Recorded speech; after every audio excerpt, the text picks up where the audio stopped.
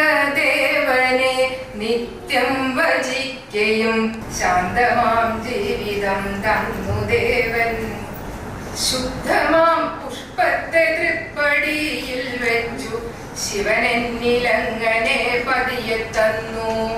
ശുദ്ധ ഹൃദയനും ശശികുമാറൊത്തുള്ള ശിഷ്ടകാലത്തിനെ സ്വീകരിച്ചു. ശിരസിങ്കൽ കൈവച്ചു ശങ്കരമൂർത്തിയും ശങ്കയന്യെ നൽകി പുത്രന്മാരെ. ശശിയേട്ടനെന്നും ഈ ശശികലയാമെന്നെ ശക്തിയാൽ ചേർത്തതും ദൈവയോഗാൽ. ശ്യാമെന്നും ശിവനെന്നും നാമത്തിൽ മക്കളും ശശി പോലെ നല്ല നിലാവതേകും. ശംഭുവും ദേവിയാം ശ്രീപാർവതി പോലെ ശില പോലുറയ്ക്കുന്ന കാലമേകും. ശിവനാണിനിയെന്നും തുണയായി നിൽക്കുന്നു ശിവശംഭോ എന്ന